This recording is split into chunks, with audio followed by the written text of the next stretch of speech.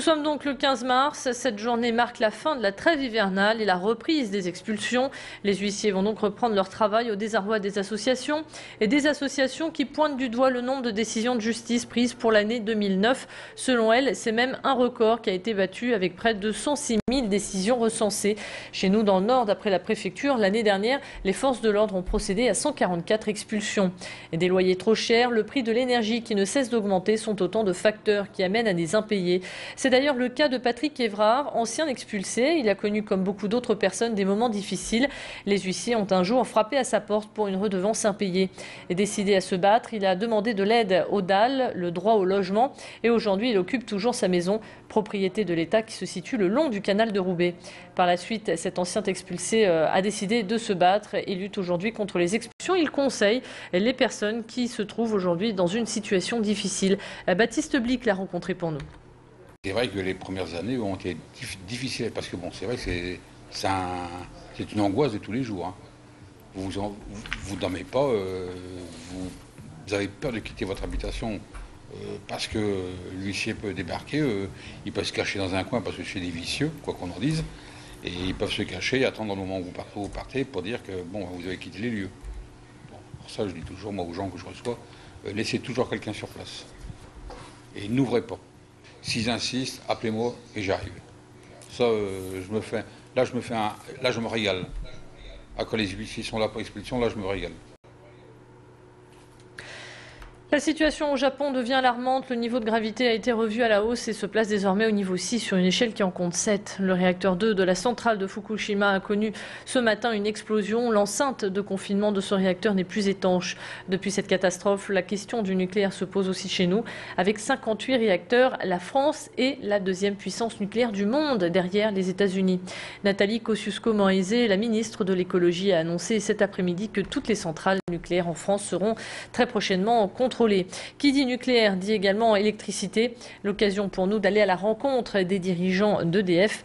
Aujourd'hui, alors que tous les regards se tournent vers le Japon, selon EDF, le nucléaire permet d'avoir de l'électricité bon marché. Explication au micro d'Hélène Chaplet. L'électricité nucléaire nécessite de très gros investissements, c'est incontestable. Si aujourd'hui l'électricité en France est une des moins chères d'Europe, c'est parce que ces choix d'investissement ont été faits à un moment qui permettent d'avoir une électricité, je dirais plutôt bon marché. En même temps, je sais bien que pour les familles qui ont peu de ressources, c'est une charge importante. Aujourd'hui, c'est le mode de production d'électricité qui permet d'avoir l'électricité le meilleur marché. On enchaîne avec de la politique. J-5 avant le premier tour des élections cantonales. Dans le Nord, 40 cantons sont renouvelés, dont 16 sur la métropole lilloise. Dans cette dernière ligne droite, les représentants de chaque parti politique dans le Nord se sont donné rendez-vous au Club de la Presse.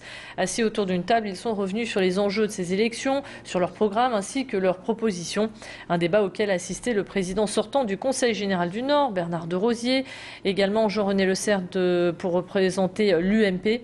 Et également Éric Dilly, secrétaire départemental du Front National dans le Nord. On l'écoute d'ailleurs sans plus tarder au micro d'Élodie Bernachon et Hélène Chaplet. D'avoir beaucoup de candidats au second tour.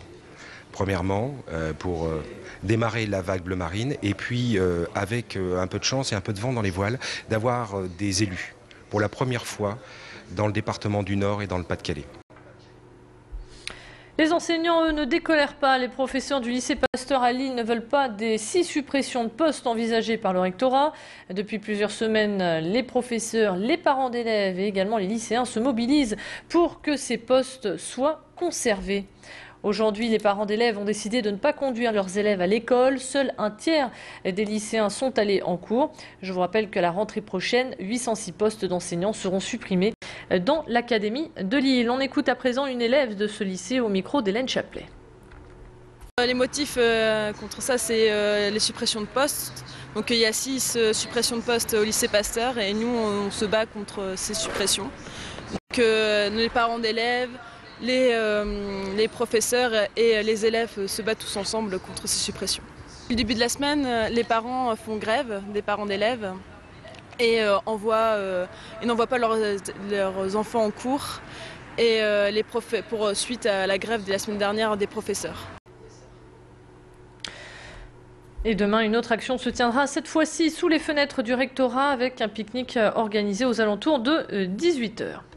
Aujourd'hui, cela fait 441 jours qu'Hervé Guéquer et Stéphane Taponnier sont retenus en otage. Pour ne pas les oublier, des actions se poursuivent sur la métropole lilloise.